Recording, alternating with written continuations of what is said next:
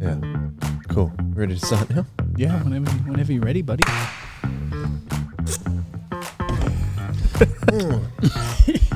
Oh, yeah, we're getting to the point where I'm tired and now like you start doing silly stuff.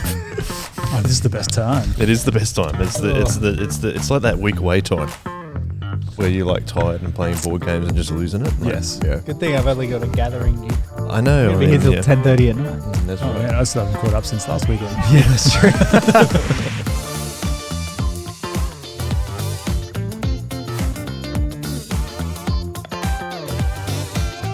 Welcome back, everyone, to the Chip Lunch Podcast. We're here in the Third Space studio. We're here with some esteemed guests, and I'm an esteemed host. Brayden, welcome back. Yeah, welcome to our Liverpool FC Yes, podcast. that's what it was like, wasn't it, before you Football got- opinion podcast. I think that you should make them play better. Back in my day. Yeah, that's right. Our guest today, go Brayden, you introduce him. The lovely Jai McMordie. Yep. Thank you very And much. usually people say the lovely just to sound like they like the person. I actually I really like this person. Oh, Yes. Welcome, Jai. to thank the you. Thanks for podcast. having me. We've actually, it's two, well, we are pastors, Brayden, you and I, but we've had Are we? two official pastors. I would say we had Karen last week, and then we've got Jai, our now church planting pastor. Planting pastor? Yeah, I plant churches. Yeah, I and plant plants. And plants. You, No, actually, I don't. Actually. yes, vegetation. Anyway, planting. You're a planting pastor Yep. of Soul Revival Church, the Yes. planting pastor of Soul Revival Church. Yes. And it's lovely That's to true. have you on the podcast. Thank you for having me. Now, are you ready for the questions? No, but let's go anyway. Excellent. So our first question that we ask everyone, because of the Chip Lunch Podcast, is how do you like to have your hot chips? Hot. Yep. Everyone's starting to make that joke now, aren't they? No, I don't like salt on them. Oh, I'm a no salter. Gone. No salt at all. No salt at all. We've had one other person say that. Who was that? Amy, maybe? I don't remember. That's okay. I went through phases of chicken salt and Yeah. then went salt and then, but yeah, I reckon no salt So you have to make a special order, like no salt on the chips, mate? sometimes. Well, they say, do you want chicken or plain? I said, no, I want no. none. I want the third I want option. none. Yeah. Yeah, right. How about no? Okay. Wow. so Sauce of any kind, if you've got having any salt? I don't normally have sauce. Oh, No, Wow. no just sauce. plain chips. Yeah, just plain chips. So why not just plain eat a chips. potato? It's just not deep fried in the fatty goodness of the deep fry. That's true. Very true. I just like the oiliness. And thin cut or wider cut? What's your preference? The best hot chips ever were K&M Yes. at Guy Mere So back many in the people have day. brought that up. Yes. Yep. And they were good no matter what you put on them. Yeah. They're even better with a bit of sweet chili and sour cream even. Oh, Yes. like a wedges almost. Yeah, well that's what they were. They were were so thick, big. yeah. They They were were like thick. wedges. They were so good. Mm, Yeah, yeah. I reckon they were the best chips. really They were nice, thick, chunky ones. Yeah, nice one. And gluten free. and they were gluten free. Were they? Yeah. Keegan could eat them. Yeah. Oh, thanks, Keegan, for finding that. Shout out. Shout Yeah. out to our friendly Celiac celiac. friends. Our celiac. Shout out to all the celiacs out there. Try. The next question is, how did you become a Christian? I like this story because I know it a little bit, but I want to hear it straight from the horse's You can mouth. correct me when I get it No, wrong. no. How did I become a Christian? Well, I didn't become a Christian until much later in life. So probably, I think it was around about 19. Thereabouts. So it was after high school. And the soccer team I was playing with at the time was sponsored by a Gummy Hotel, Gummy Pub. So we used to go up there on a Saturday for drinks because it's Like part of- after the game. after the game, yeah, not before the game. Though some people probably did. Some probably did, yeah. And so part of the sponsorship was we got a free round, so we used to go up there.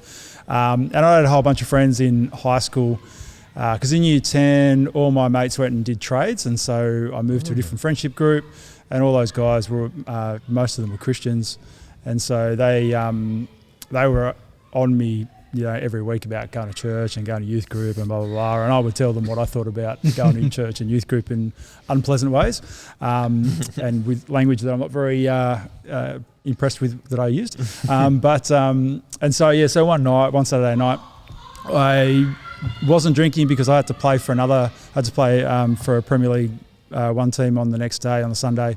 And so I was walking home, had to walk past Guymer Anglican, which is where Solly's was back in the day. And then I saw some friends from high school walking in, and they said, hey, why don't you come in? And every other time I'd come up with a good excuse not to go in. And in that moment, I could not think of one for the life of me. Is that because you had a few drinks, or was that? It was probably because I hadn't had a few drinks. And I wasn't, my sort of smartassness wasn't kind of dialed up enough. And so I didn't have anything. And so I went, okay, and wandered in and sat up the back and listened to, some of the stuff going on. I thought, this is kind of interesting. And heard Stu talk about how God is our Father and He loves us, and how much He loves us by sending His Son Jesus for us.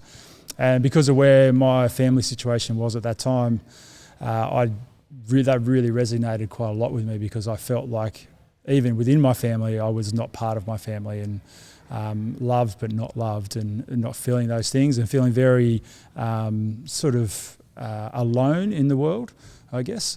And so hearing those words really were kind of life-changing. And so I came back a few more times and then gave my life to the Lord, and sat at the back of Guymer Anglican Church with Stu and prayed, and was so excited that I ran around the block because I couldn't think of any other way to it. I was much fitter then, much fitter, and couldn't think of a better way to. I was just buzzing, and so didn't know what to do. I was going to punch somebody or run, so I ran. I think it's probably a safer option. Is that what you used to do? Is punch people when you're excited? Yeah, I was really aggro and aggressive. Okay. And that was one of the things that I had a number of conversations with God when thinking about becoming a Christian. It was like, God, if I'm going to do this, you've got to get my swearing, you've got to get my anger, and you've got to get my drinking all sorted. Because if none of those, if even one of those things continue, I'm not going to last, and this is not going to happen. And to this day, I haven't sworn since that day. So that's over 20 years ago. Drinking, I have a glass of wine here and there, various things. And I like to think that I'm not too aggro. I think I'm more patient than my wife would say that I'm pretty patient. So yeah, I don't know if I've ever seen you be that aggressive. I've never seen you play competitive football. So that's normally some people get white line fever. I've played with you, and I think you're competitive, but I don't think you're aggressive. Yeah, I think I learned, overly aggressive. Yeah. The on the sport field that took a little bit longer to work out the competitive versus aggression. But I think that's the trouble for a lot of people when they're younger, though. That competitive sporting environment. I remember took me ages to figure that out, and my problem was I wasn't that talented either. Well, Joy, on the other hand, well, it's just Well, you just said you were playing Premier League, which is not the English Premier League, but no, it was definitely not. That's the top level in the Southern Shire, in amateur football. Yeah. That's still a good level. It was okay. Yeah. It was, and I think I played with a few church teams as well, like soccer, and that was, you saw these nice, gentle, meek and mild kind of guys just blow up on the soccer field, like a white line fever. Yeah, that's right. Kind of kicked in, and actually, I'd much rather play with the non-Christian team sometimes. Yeah, it would, but it is even you play against non-Christian teams, and we might be getting too much into football chat, but. There are people that's their only outlet for their anger. The only way they're letting those emotions out is they often ended up being through that white line fever and either hurting people or being too aggressive or really very shouty. You get those shouty players that are just... Yeah. And shouting the referee and stuff. Yeah, I think I just bring even if you're not interested in football, I'm just bringing it up because I think for me as a young person, I'm don't have to be so upset about this. It's meant to be fun. I was listening to something recently where someone was reflecting on the fact that he supported a very bad team and he goes along and he stresses out on all these things, and he's like, I get home and I need to remind myself that it's meant to be entertainment. And I think it's an interesting thing to reflect on. It took me a long time to get we all love football. All three of us love football. And it's a shared experience that we have because we also support the same team in Liverpool. But even when I started coaching at the Sunderland Shire, a lower Sunderland Shire level than PL1s that you were talking about, Jai, it took me a long time to get over the fact if we lost. And which was, you know, I think I am very competitive, but now it's the same thing as like, I can be as competitive as I can and within like being fair, but then also at the end, like the result maybe doesn't define the rest of the next 3 days for me. Yeah. That took me a long time to get past that. Yeah. So yeah, definitely. Especially having kids, like to show that it doesn't affect you for a long time. Anyway. Yeah. How did you find, so you said you went along to church once. I think that's a big step. I think a lot of people, mate, you said you couldn't think of a reason why not to go. And I think that happens to a bunch of people. Like, what was your mindset after the first time, and what made you actually come back? Like, what was, do you remember the second time going back to church? Yeah, so I went to youth group, so it was like a young adult, it's kind of not church. Yeah. I remember the first time I went to church. I'll tell you about that later. But when I went there, I think coming back the second time was, again, I was asked at the end of the night, so you want to come back next week? And I couldn't.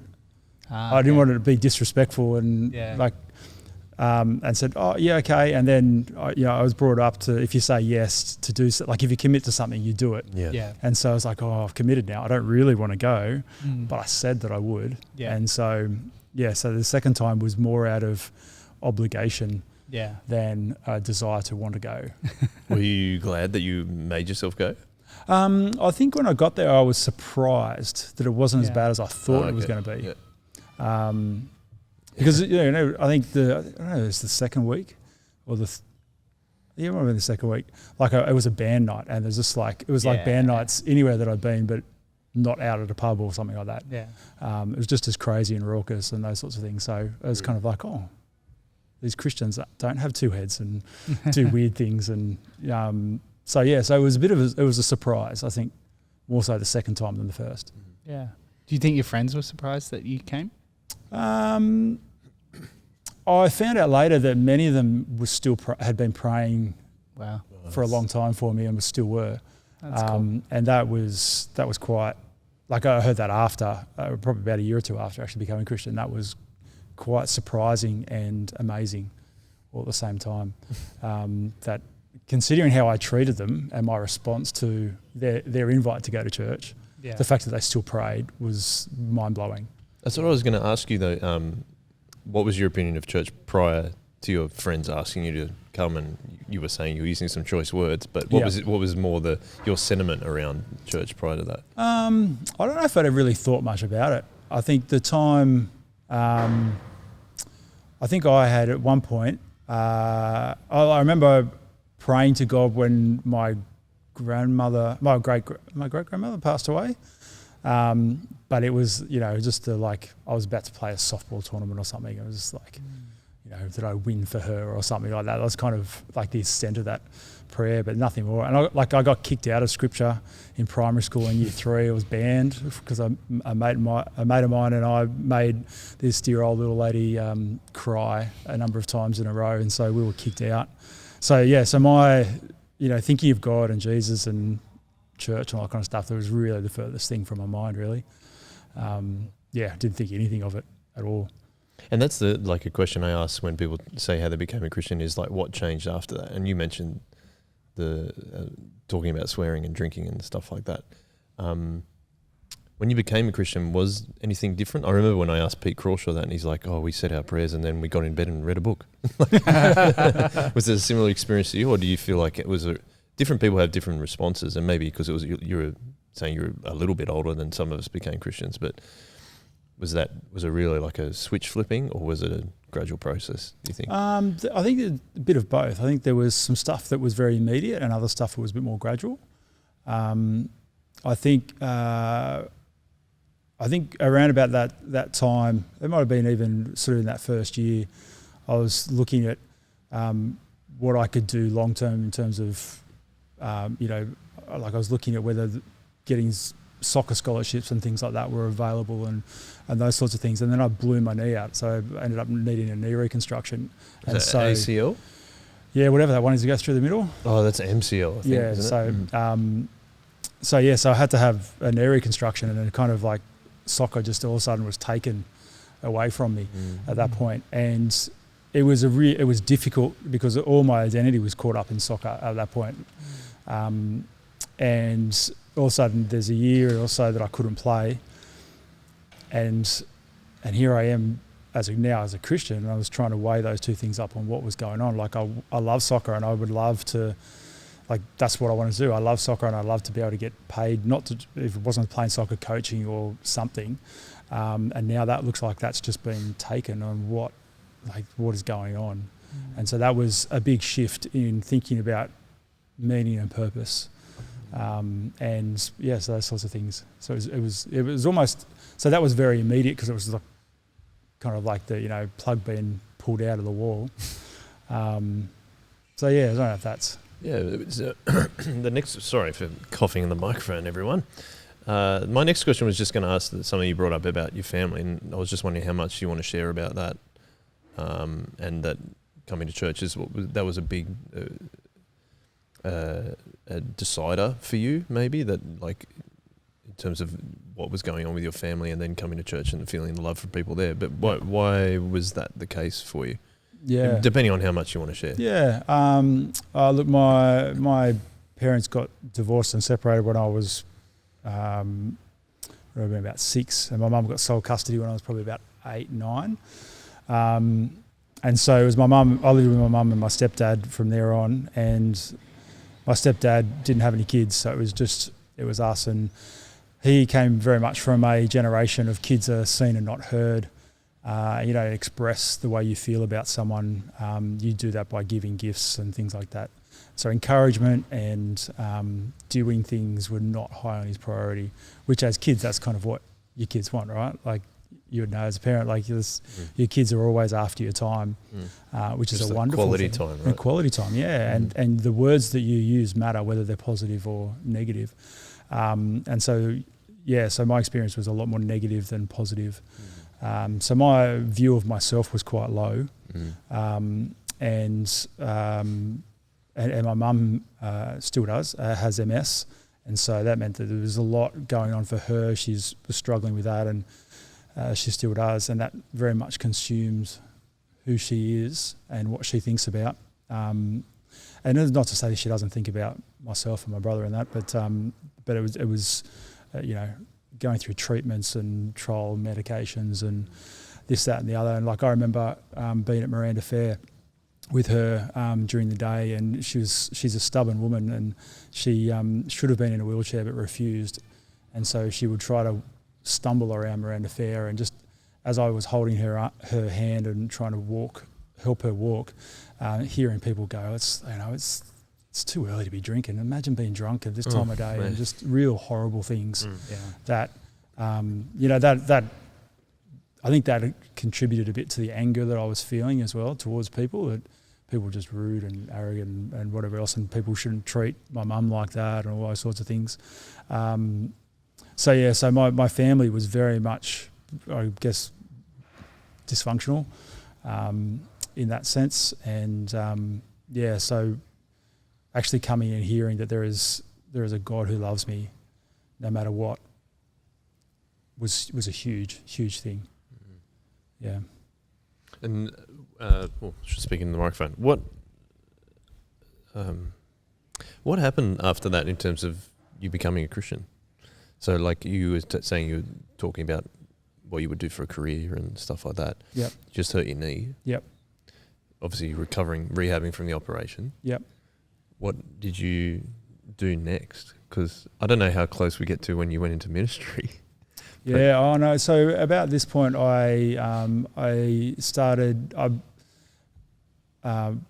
didn't mind sort of drawing and art and that sort of stuff. So ended up doing a graphic design course at TAFE, which I didn't finish it actually in the end, because long story that one. But anyway, and then I was working in a print factory and got to work in packaging and then plate making and then. Actual doing the graphic design stuff, and then so I was doing a bit of that sort of in and around that time. So not going down soccer, but all ministry, it was towards sort of graphic design. So you're really good at sport. and then you're like, oh, I also enjoy drawing. What other skills do you think you have? Because that's quite impressive already. And I know that like you're obviously now a pastor and stuff. Are there any other hidden talents that you have been keeping from us? I can do it. No, I can't. I don't know. When I say I enjoy, it doesn't necessarily mean I'm good at it. But you're usually good at something that you enjoy, I think, to a degree, depending on how much you work on it. Well, yeah, I guess. But anyway, it was just more of I wanted to do something that I enjoy doing, and being creative is one of those things. So yeah, it wasn't, graphic design's not always drawing. Actually, there's a lot less drawing these days. Yeah, it's more computer stuff. But yeah, I enjoyed working out programs. I enjoyed creating things, and so it was all those sorts of. You're also a good handyman. You built this set. Yeah, The Third Space Studio. Yeah, don't look too close. Oh, they don't way. No, now they will. It's not in 4K, so it's all good. That's right. Okay, so you're doing graphic design, and plate making and all that print stuff. Yeah. What are you doing at church at the same time? Because you go into youth ministry. The only reason I know that is because you were my leader. Yeah. Oh man, I don't know what's going on. I got thrown in like after 6 months after being a Christian, thrown into being a youth leader for years 7 and 8. Freaked me right out. And I was like, I'm still trying to figure all this stuff out. Yeah.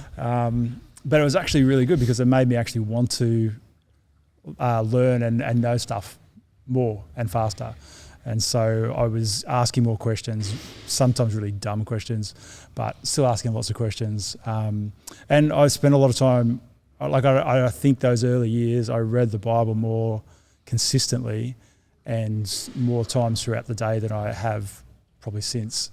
Probably to my shame in saying that. But I'd be in lunch break, I'd be eating a sandwich and reading the Bible in front of a whole bunch of, one guy has naked women up on his print machine. He's sitting right across from me going, what on earth are you, he said other things, words I'm not going to use, but, what are you reading? And then I'll be talking about it and interesting conversations that came out of that. Not always nice ones, but interesting ones. What did youth ministry help you, how did youth ministry help you to strengthen your faith? I think it helped me to rely heavily on prayer because especially those early stages where I didn't know a lot and felt out of my depth when kids asked questions, which is fair enough. We wanted them to ask questions, but I didn't know. And so it was a lot of prayer and a lot of relying on God during that to help me not look like a fool, but also more importantly, for my lack of knowledge not to be a reflection on His splendor and glory. So it was. I think it was very, a big time of just forming patterns and understanding on how God works and how much I need Him in my day-to-day life. And that habit of you reading the Bible very regularly obviously helped with that. Yeah, and praying regularly too. Yeah, okay. Yeah, I think that's something that I struggle with is praying regularly. I don't think I do it enough, but reading maybe a little bit better, but yeah, I can understand that. So let's go to the time where you met me. When was that? The dark time. Do you remember? I must have been year 9, I think. So what year was that? 2001, I think. What year did you graduate? 2004. Well, then 2001. Yeah. Yeah. I got 2004 in my head, and then I'm like, hang on, how many years do I have to go back? Yeah, 2001, and we don't have to talk about me. Sorry, but I was 6, just in case. Thanks for that. I don't know how old I was. Yeah, old enough to be your leader. Yeah, exactly. And I think that my first memory of you is talking to you about Liverpool. Yeah, okay. At the venue, which we had at Gymea Anglican Church, was it was a different venue in Kirrawee. Yep. And I remember you and I were standing just outside the doors into the, we had those open doors that would go into the venue. And we talked about football for ages. I'm like, I like this guy. But I think to that point is that how much we value at church is building relationships and being friends with the people that we lead. Yeah. But I think that's exactly what you were doing. I was just going to ask you, within your youth ministry, how have you seen that kind of develop in terms of like knowing that, or building relationships is a great way to actually know Jesus? Because like we've been friends ever since that day, pretty much. Yeah. And I think it's a really cool thing because you're a bit older than me, and we like to value intergenerational ministry here at church. But how, again, another question about youth ministry, like building relationships, and how have you used that to go on in your ministry? Because you now pastored, you were an assistant pastor at different churches, and now planning pastor here, as we said. Yeah. How have you seen that impact the way that you minister, is to build relationships? I think it's one of the key things. I think, and Stu, I learned this heavily from Stu, is that idea of the idea of spiritual bank accounts, and the idea of if I have to pull you up on something, I want to be taking a withdrawal out of your account, and if I haven't been depositing anything into it, well then that's not going to happen, and that's not going to work. And so building those relationships is not just for that reason, but that idea of investing into each other and doing that by sharing, my life with you and with Brayden, with others, is part of that. Just building that relationship where we can talk candidly and ask questions that if we only just met, you wouldn't ask, or if we didn't know each other very well, you wouldn't ask. You wouldn't feel comfortable to ask.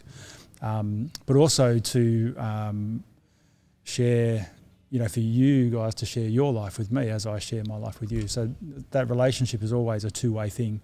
And I think that's one of the big things that struck me early on in reading the Bible, especially of Paul, how he shares his life with those he goes to minister with. He doesn't put on a facade like the Pharisees did to sort of say, look at me, I'm holy, you should all be like me. It was very much, I'm just like you, I'm a tent maker, let's chat, let's get to know each other. Yeah. And so, whether it's soccer, whether it's, I don't know, whatever it might be, I don't talk about anything else, no. Whatever it is, like just building those relationships so we can actually share our lives. And over the time, I've shared with you things, and same with you, Brayden, like things that I wouldn't with people that I haven't met or, don't know that well, and those sorts of things. And that's where you grow closer to each other. But totally. And then centered around the fact that like we're reconciled to each other through Jesus' death on the cross. Yeah, and one of the difficulties, because we have been to a couple of churches, is that we have invested in lives, and so it makes leaving harder. Yeah. Because you're not just leaving a people at a church, you're leaving friends, and people you've invested into and you've journeyed with through difficult times, or they've journeyed with you through difficult times, and so there's this beauty of always having that connection and that relationship. But yeah, when you do have to leave, that is hard. Yeah, it would be. Yeah. When did you go on to being involved in ministry at Gymea Anglican? I'm trying to piece this together, what timing was. Yeah, so I started going to college probably about, I think it was 2000 or 2001 maybe, because I'd got, at that point, so 98 when I became a Christian. And so that's only a couple of years, and it was very much at that point, it's like I need to know more about the Bible. I basically went to college because, not to go into ministry, but because I wanted to know the Bible better for the crew that I led in youth group, because I didn't want to be a stumbling block for them knowing more and trusting in God more. And so I need to do something about this. And so I went to Bible college. Yeah, right. And what about your personal life at the same time? Like, how's that playing out with your family and how did you, when did you meet Christine and you guys going out? That would have been about 2001 maybe. Yeah, okay. Seems like a big year. Yeah. Met your wife. Met Joel first. No. I put them together. It's all Joel. Not really. Yeah. It might have been actually late 2000 maybe. Anyway, sorry, what was the question? Oh, just like how you're obviously investing a lot in becoming a Christian, right? And maybe you even felt like you were making up for lost time because you knew other people had become Christians earlier in their life. Yeah. But what you doing all this kind of stuff and eventually going to college and going to ministry, and we haven't talked about how you became Rev coordinator as well. Yeah. Like, how did all those three things are happening, and what's your personal life going like, especially with your family? Yeah, are they okay with it? Well, so by that time, I was living out of home with a couple of guys from church, with Rob and Chris, because in the first year and a half, my parents gave me grief. Like, we'd have barbecue dinners and whatever else, and my stepdad would go, "Oh, you Christians can't eat red meat." It's like, what? And as you know, I haven't been a Christian that long. I'm like, does it? Like, I'm pretty sure it doesn't. I don't know. Like, does it really? I need to go to Bible college. Just like, I remember having a conversation with someone. Does the Bible say anything about meat? Like, not eating it? And so, like, things like that. There would just be these subtle digs, and so there'd just be this constant battle of, you're doing too much. It's a cult. It's this, that, and the other. I think my stepdad had he grew up in Ireland and then in South Australia, and I think some stuff happened in church with him, and so he was very against it all, and so he made those feelings very well known. So my feeling not particularly loved in my family were kind of increased during that time. And then after about a year and a half of being a Christian, my mum and stepdad said, "We're moving to Newcastle. You can either come with us or look after yourself." And I was like, righto. I was just turned 20, I think, at this point. And Stu and Lou opened up their house to me, and they'd only known me for maybe a year, maybe not even. And I lived in a room in their house.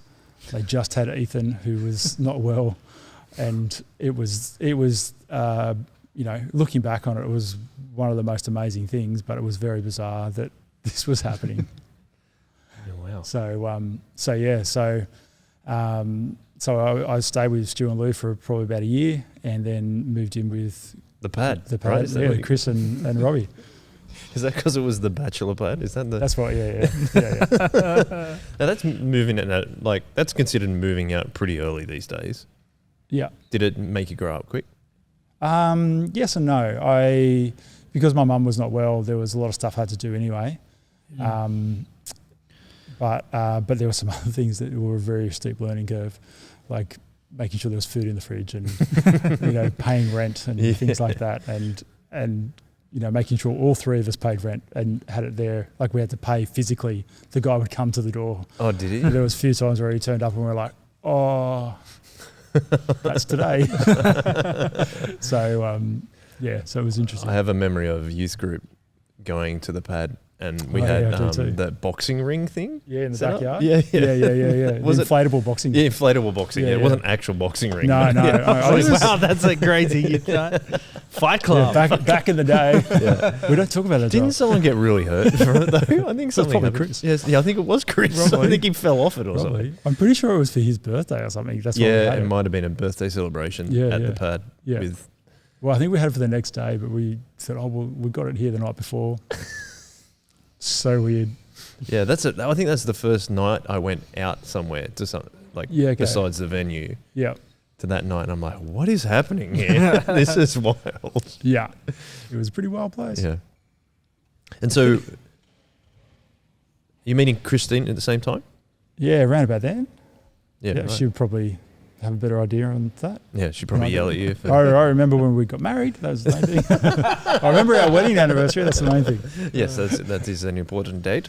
So when are you finish youth leading?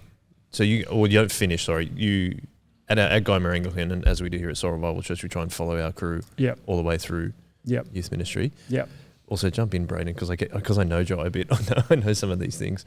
But like I said, I'm just trying to. How did you figure out when you wanted to go to Bible college, and was that related to leading Rev, the youth group? So while I was at Bible college, I think I've been after we've followed you guys through. You got in year 10 to year 11, and it's about that time when Tim Baldwin, I think it was that. So it would have been 2002 maybe. So you would have been year 10? Yes. Yeah. Was going to go up the coast. And so we were down a youth minister, and there was the idea to split that role across 3 of us. So Matt Redmond, me and Fee. And so we were all on 2 days a week or 2.5 days a week or something like that. Something random, but there all the time because that's what we wanted to do. Yeah, exactly. It was a full-time job and you only got paid 2.5 days. Yeah. But we made it a full-time because we just wanted to be there and hang out. Yeah. So doing college part-time and, part-time youth minister. Part-time but full-time. Yeah. Yeah, as I said, it's because we just love being there and hanging around and doing stuff. Yeah. And I remember some of the creative things that you and Matt did. Do you remember you set up that consumerism thing at the venue? Yeah. Can you tell us about that? No, because I can't. I remember it, but I don't remember it. Oh, I don't remember what it was about. I remember we set up that whole upstairs. And there's video and you just can't. I cannot believe some of the stuff that you guys created was pretty wild for 2 guys. Just let's just do this. And because you also the iMac was around and that kind of stuff. It allowed you to do those kind of things. But it was something to do with consumerism and do we just go at Miranda Fair and just have to buy lots of things and all that kind of thing. So you did some kind of, it was like an art exhibition. Yes. And that we had to walk through and I'm like, what is this? I was like, what are these crazy guys doing? Yeah, that's what happens when you have too much time and neither of us sleep. So that's all right. You spend a lot of time. What's the next step after that? So you're doing youth ministry. Yep. So then, actually, no, you know what? I think before, not before I was a part-time youth minister, I actually was given a 2-day-a-week role as the Indigenous liaison minister or something like that. Because that's when we were starting to do stuff with Ike out at Kirinari doing the trips. And so 2 days a week I would spend time with him and organise our friendship visits. And we were doing 7 friendship visits a year. Wow. So every long weekend and other weekends and stuff like that. And so I was organising a lot of that stuff and hanging out and sort of ministering to the Kirinari kids and stuff. And then Tim left. And then I stepped into that part-time youth role. So that was still at Gymea Anglican though, yeah, right? Yeah. So that was about 2005, I think, I stepped into that youth ministry role. Okay. Because Kirinari was the Aboriginal hostel that was close by that kids from out west would come and live there in the hostel to be near Sydney. Yeah, to go to schools. To go to school and study and all that kind of stuff. So that's where we developed the relationship with Isaac, who was running that, Isaac Gordon. Yeah. And then so the friendship visits are visiting remote Aboriginal communities all over New South Wales. Yeah. Cool. Yeah. Just clarifying that. What did you learn from that? Because that's a really important part. That's influenced our ministry here at Soul Revival a lot, what we've learned from our Indigenous ministry partners. I think a number of things. It definitely reinforced the value of relationships and face-to-face over phone. Not face-to-face over the phone, but you'd face-to-face versus phone. Yeah. And just the value of just sitting and having a couple with someone. I remember early on calling up Ike and saying, "Oh, are you free if I come around?" And eventually just said, "Look, stop calling, just come over. If we're home, we're home. If we're not, we're not." Yeah. And that was really helpful in just thinking, because I always felt like I was bothering people. It's oh, it'd be good to catch up, but I don't want to, don't want to interfere with your busy life and all those sorts of things. And now just that helped me just go, actually, no, if people don't want to catch up, they'll say no, and that's fine. And so that was really helpful. But also, I learned a lot from Ike too about the value of having spiritual elders. And for that time I was doing that role, he was very much like a spiritual father to me. Learned lots of things, and a wonderful man. But I think I hadn't really thought much about, because I grew up in a non-Christian family, having people older than me who know the Bible and have been a Christian for a long time. Yeah. I hadn't thought much about the value of that. And hanging out with him really, it was, there's someone who's been on this journey longer than I have, and been through stuff that I may never go through, or I have gone through, or will go through, and man, I've got to tap into that. Can you name all 7 locations that you went to in 1 year? Well, we doubled up on a few. So I think we went to Bree a couple of times. We went to Collie Inverby. We went to Dubbo. We went to Lightning Ridge, Gilgandra. And I think we went to one of those, or a couple of those twice. Wow. How many years did you do that for? 3 years. Wow. It's a lot of visits though. A lot of driving. Yeah, wasn't always at all of them, but yeah. A couple of people went to most of them. It was pretty intense. One year we had about 50 people going up to Bree. Yeah, wow. That was pretty epic. That was the one we were out by the river as well, and it was pretty cool. Yeah, right. Yeah, well, I mean, we've learned so much from those guys that we've worked with for so long. So yeah, and you were at the forefront of that. So that's pretty cool. Oh yeah, it was a great time. It really was. So, how long were you working part time at Gombe Anglican? Probably till 2009. I think it was end of 2009. Yeah, that sounds about right. I think this isn't a test. Sorry. No, that's all right. What was the next step after that? I'd like you to tell us in your own words rather than me prompting you to. Well, I think I had Brayden at youth group at one point. Yeah, you had one term of my group and then racked off. That was enough. I didn't. You didn't want to do it. It's just like, oh man, this guy. There's twins in this group. What is going on with this group? Keegan and his silly yakness. Dip. Time to dip. Yeah. Maybe it was a year. Man, I think it was a term or a year. I can't remember. We had you for a little bit. Yeah. As you were the coordinator of Rev, which was a year 9 and year 10 youth group. Yeah, which was heaps of fun. I love that. But yeah, at the end of 2009, I got ordained as a deacon, and to do that, you need to have a full-time role in a church. And Guy Muir had made that clear that that wasn't the option. There wasn't an option for that to increase my part-time to full-time, and so I didn't find that out till kind of late, and kind of got into the whole kind of looking for somewhere. The hiring pool. Yeah, very late. I actually ended up getting in and getting a couple of interviews where people were up to their sort of second or third rounds, which was very nice. And so we ended up landing down at Helensburgh, which wasn't too far away, which was nice. And I had the youth and assistant minister role down there for 3 years. And how did that go?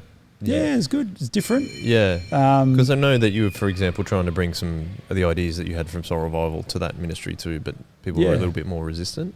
Yeah. So there was a lot going on. The Christian Surfers was pretty big down there, and they had a great ministry down there, and I think still do. And so I was trying to. We had a pretty, I think it was 5 of us maybe in terms of the leadership team. And we were looking at some of those kids who weren't surfers and a bit on the fringes. And so we slowly started to build up a bit of momentum with that and try to get a Saturday night kind of hangout going as often as we could with some of the young adults as well, which lasted for a year and a half or so. But yeah, nothing really kind of took off.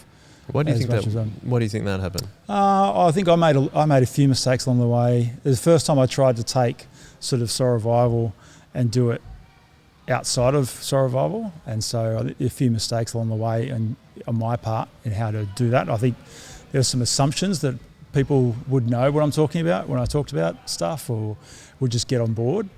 And and some people just liked church the way that it was and didn't want to change things up.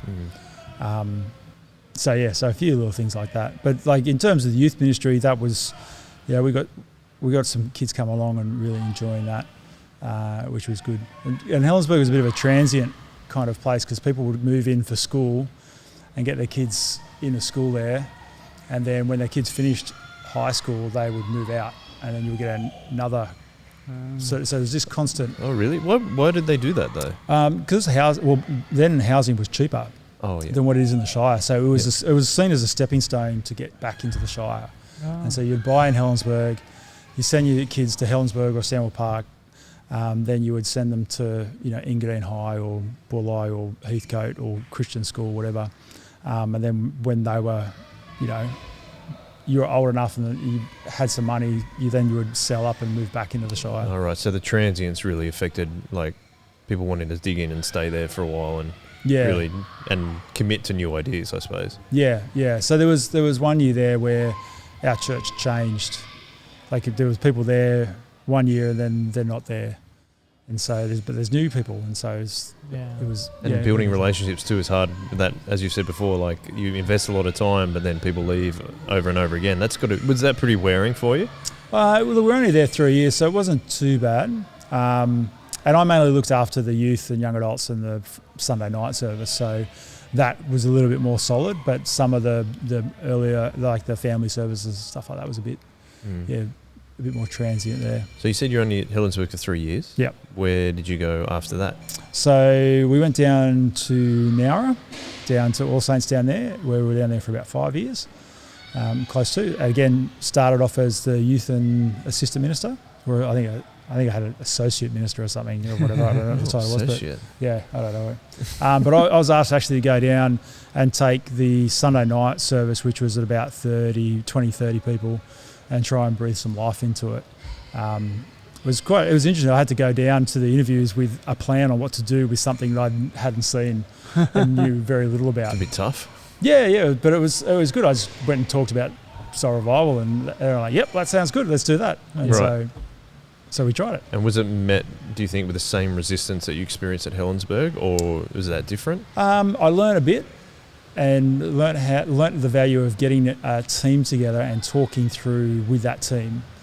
And so getting that team on board and getting them to be champions, so it wasn't just me. Yeah. So there's more voices saying, yes, this is a good idea. And, sometimes there was disagreement and stuff, but we were able to work things out and kind of, share that a little bit more between each other to encourage people that this is a good idea. Yeah.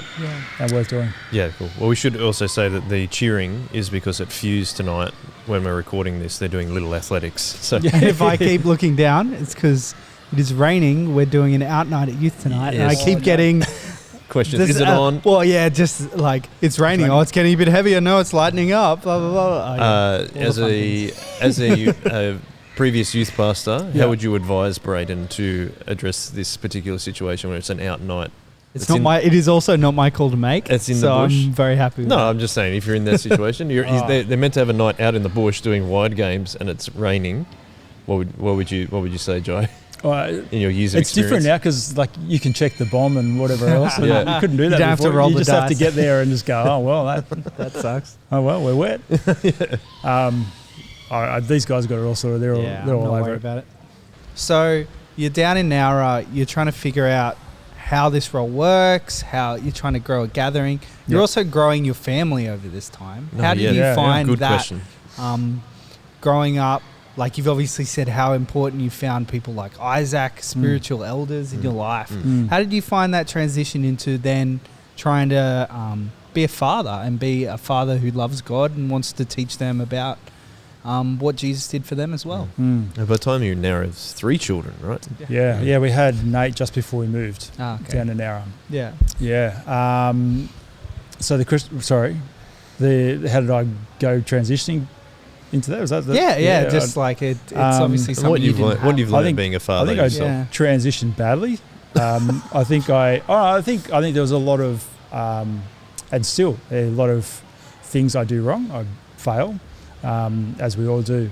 What parent hasn't failed? Yeah. Really? Well, talk to some people and I was like, I did it perfectly. Yeah, sure.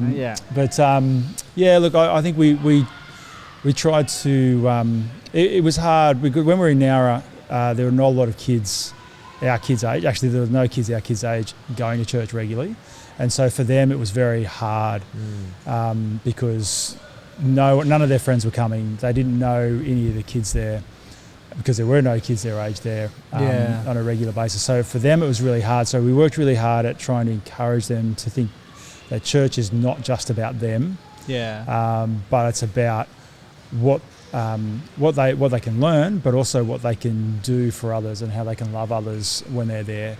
And, you know, good or bad, that happens sometimes, didn't happen other times. And there were often times where it's just like, yeah, why are we bothering? You know, why are we putting energy into the, you know, the screaming and the fighting to get them into the car and get them to church? But at the end of the day, it was about helping them see the value of church and the value of community. Yeah. And that sometimes community is not going to be, it's not going to give you everything you want it to give you. Yeah. And there'll be seasons where that will be the case, and there'll be seasons where you fit perfectly, and there's just a lot of love, and you're encouraged, and you feel right at home. But that's, you know, it's not a reason not to go to church when you're not getting those things. I think you, like, looking at the way your children interact with my children, I think there's a clear case that they know the value of church and they know the value of being in community. So just to encourage you. No, thanks, mate. That, I've seen multiple times, especially your boys, your two younger boys, interact with my kids and look after them all the time. Yeah. So I think they really have learned that from you guys. Well, and that's what we tried to encourage them, that they don't have kids their age, but there are kids younger than them there. And, you know, this is how you're feeling. Imagine how they're going to feel. So how about you give them what you're not getting? And so I think that's, you know, they still try to do that, hopefully, most of the time. And how, you talked about just getting them to come to church and stuff like that in terms of, like, showing them the importance of commitment. What about you as a dad? Like, how have you changed over that time? Because you've been, your daughter Amelia, she's 16? Yeah. Which is crazy, because I remember looking after her once with my now wife. One time, she, like, you just needed some babysitting or something. Yeah.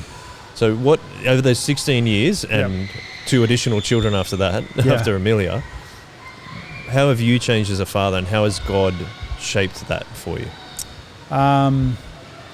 That's a good question. I think I'm learning more and more the importance of time and listening, and not always having the answer. Yeah. To actually listen to what's going on for them and let them talk out their feelings, and to reassure them that feelings are okay. Sometimes I think early on, and not necessarily from me, but from what they would hear from school or other places, that the feelings were not such a thing that you talked about so much.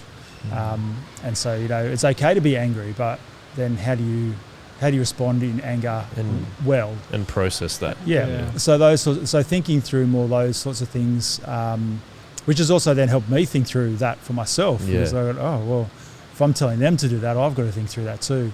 And so I think it's helped me be a bit more patient with them as well. But really, really big thing of, you know, just putting the phone down.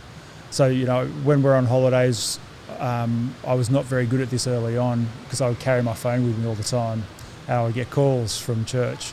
And so now it's phone off on holidays, and it's just about the family and about the kids, and try to do that on certain times of the day and the week and things like that. So it's just about them and not about anything else. I remember reading something recently about it. Kids don't want just quality time, they also want quantity time. Yeah. But it's also just like your presence there. And that's something that I've trying to work on a little bit, is that even if you're not interacting with them, and it obviously differs for different ages, but to be present and knowing that you can step in and help them process their feelings or whatever if they need it, but knowing that there is that constant. And it makes me think of what you were saying about being a spiritual father, is that constant presence of God actually helps us to be able to do that better as parents ourselves.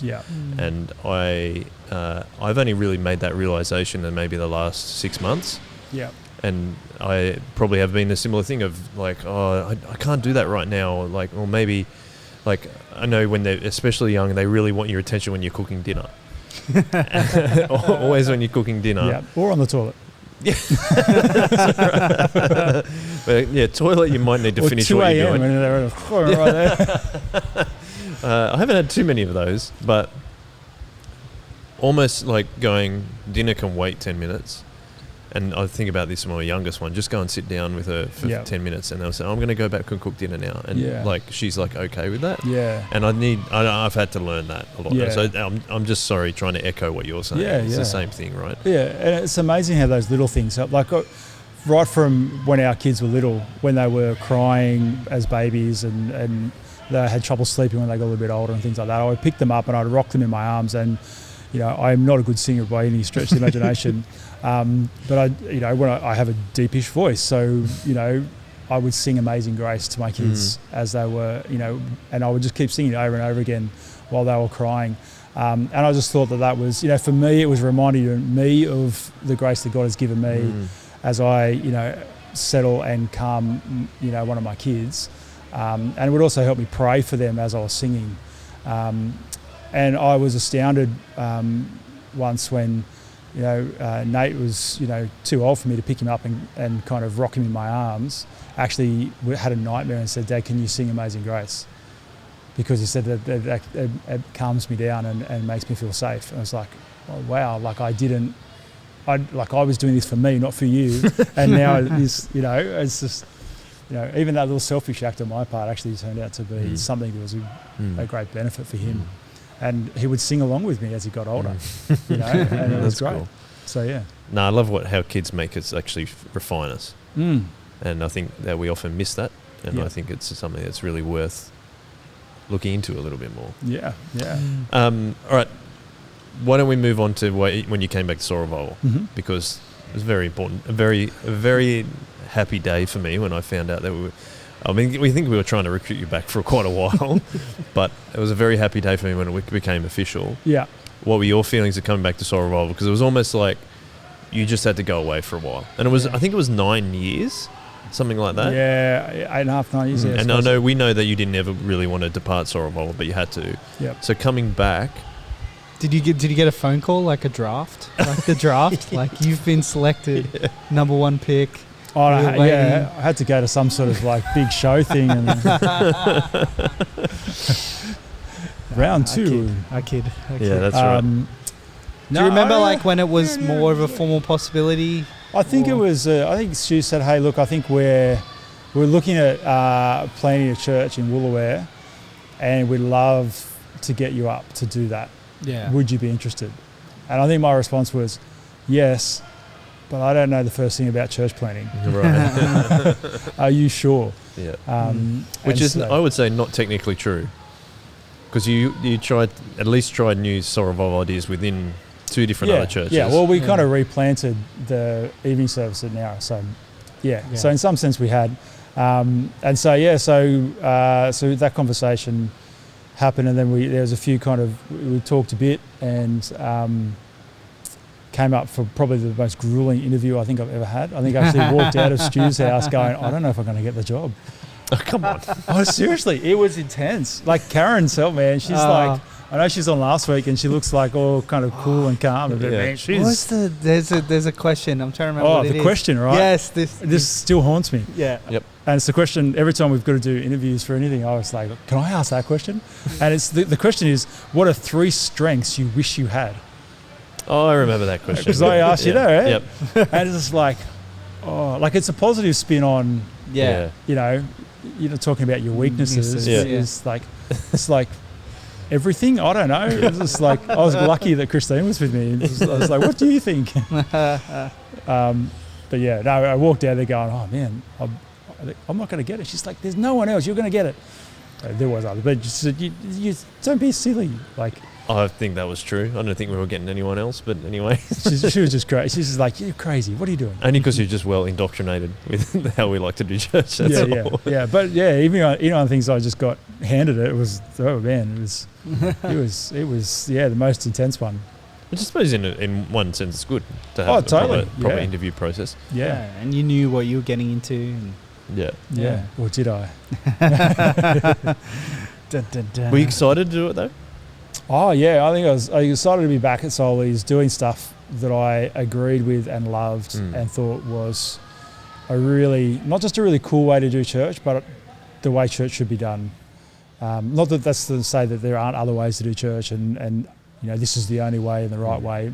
But I really like the way we do a lot of things. You're passionate about it. Yeah. I think because it had such a big impact on me early on, that's what I knew, and that's what I wanted to do at other churches, and to varying degrees of success with that. And so, to come back and be part of it was just like, that's really cool. Your experience of, coming from a non-Christian family and becoming a Christian a little bit later than perhaps some of your peers. Yep.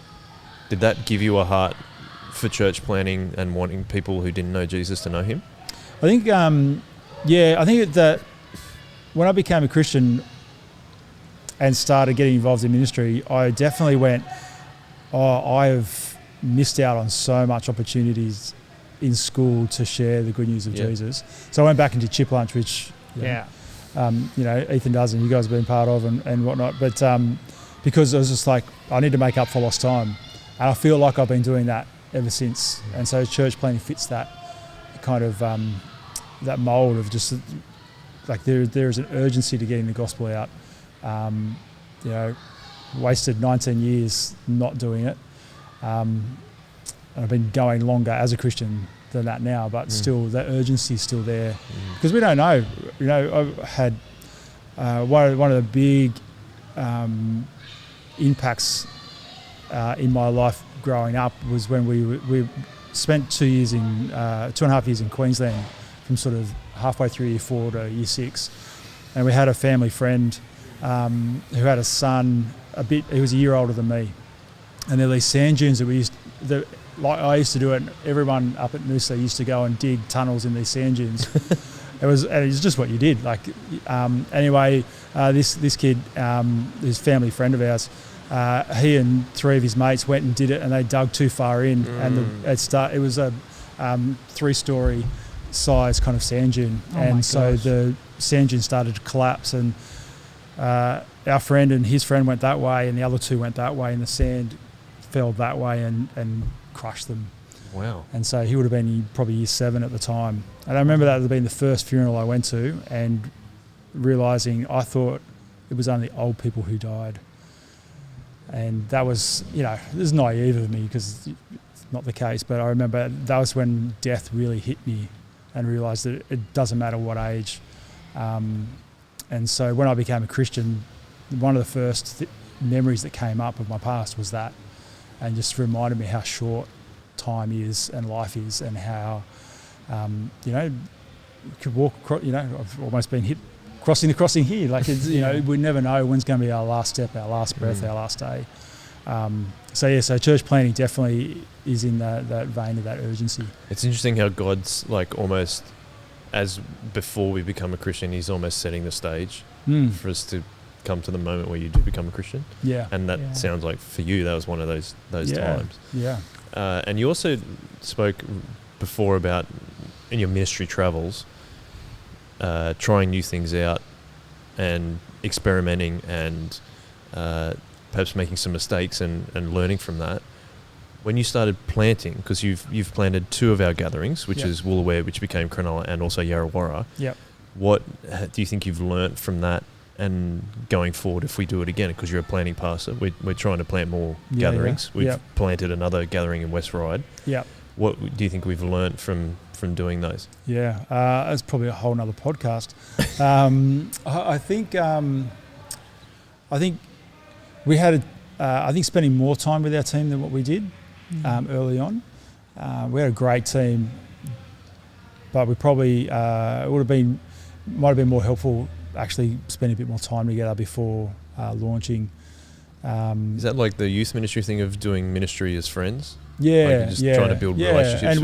And we're all in different. Like, one of the things with youth ministry, which you touched on before, how we all followed year groups through, which meant that we were all in Bible study together. And I think having maybe might not have been actually having like formal meetings together, but maybe being in Bible study as a team together during the week, and then coming on Sunday to do that might have been one of those things that would have been helpful in those early stages, definitely. Yeah, right. So just making sure that you're really tight as a team. Yeah, but also just like looking after each other. Yeah, I think there's something about studying the Word together as a as a Bible study that brings you closer, and then you can really minister out of that instead of trying to do all that, minister and encourage each other in the Word there. Do you know what I mean? So yeah, that's one of the things I reckon we've probably learnt. Do you have any regrets with church planning? No, not. No, I don't know. Actually, it's a good question. I think I don't think so. Mainly because I enjoy trying things. I enjoy, something doesn't work, I'll be the first to put my hand up and say, well, that didn't work, and let's try something else. Well, the Third Space Studio is a great example of that. You're like, I'm just going to try this, and we've been using it for months. Yeah, but there's some things that need fixing, and those sort of things. But and I think that's it. I like thinking creatively to solve problems, and sometimes those solutions cause other problems, or maybe they're not the right solution. So the experimenting is definitely something that I enjoy with our church planning. Yeah. And so therefore, I don't know if I regret anything per se. That's good. Not that I can think of it. Well, that's probably a good thing. Yeah. It is raining on Soul Revival Church now too, so it's not bad audio. I'm going to ask you the final question though, because as we start to wrap it up, when you look back over your time at being a Christian so far, since you became a Christian when you were 19, what do you wish you could tell your younger Christian self? My younger Christian self? From what you know now. Yeah. I think I would tell myself to keep going. Persevere. I think I would encourage myself to not be concerned about what my family and friends say about me. Because when I became a Christian, not only my parents were like what I said before, all my friends disowned me because I wasn't going out drinking with them anymore. And so I lost my entire friendship group in one night. And so I think I would give myself some encouragement over that, I think, and to keep going and to keep reading like I was. It's a good thing. Yeah, that's true. Well, Jesus says you have to give away your mother and your father to follow, him. Yeah. And so that's quite true for you. Well, and look, in all that too, my biological father got in contact with me during my early stages of marriage. So that would have been sort of maybe mid-2000, maybe like 2005, somewhere around there. Maybe a bit earlier. And I think if I wasn't a Christian, I would have handled that very, very differently. Very, very differently. Yeah. And I think that because I learnt what forgiveness really looks like, if I hadn't learnt that, I would have struggled to be able to forgive a man who wasn't asking for forgiveness. Just getting back in contact. Because do you mind if I say, he said he didn't you say he just turned up at your work one day? Yeah, just turned up and said, I'm your dad. And I went, yeah, you are. You're looking like me. Well, he's a lot shorter than I am. Oh, is he? Yeah. Because you're real tall. Yeah. I'm this abnormality. Oh, okay. I'm one of only 3 people we can trace down in either side of my family who's over 6 foot. Wow. That's really interesting. Yeah. So, so that was. I was very thankful for a boss that I had at the time when I was working in Caringbah, who was a Christian, and said, just take all the time you need. Yeah. Because that was a big moment. Well, thank you for sharing. That's by the way. As we wrap up the chips, I made the point earlier is how many other skills do you have? Well, you're now a church pastor and also a church planner, but then you've got your sporting abilities, your handyman skills, and your graphic design ability. But I think your dad, a friend. Yep. Yeah. Very full toolbox of abilities. Very handy. And very handy as well, right? Yeah. But what really got me was, Joy, is that when you're saying the spiritual father thing, and I think that I know how important that's been to you. You talked about Stu preaching on that. I keep being that, but I think also the way that Jesus has changed you from what your beginning was, and the way that he's changed you will have I love the way that Jesus can impact us from non-Christian families, have generational impact, and people will know him a lot more. Yeah. And I just and almost in that, also in that is like talking about like you've been a spiritual father to me because of the way that you led me, which is like to know what you experience and then to be passing it on, and then also now church planting and being a spiritual father to other people. I think that's really awesome. So I think that's been a great encouragement. And you said this was going to be boring, and I don't think it was boring at all. And so I would just want I just want to thank you for sharing. We appreciate you. Pleasure. Yeah, we appreciate you at Soul Revolve Church. Yeah, appreciate your work, boys. No worries at all. Well, let's wrap up the unsalted chips. Well, wow. No sauce. It's interesting. Yeah, that doesn't feel like it. Thank you very much, Brayden, Thank for you. your time on the podcast. And thanks again, Joy. And we always finish with a one way.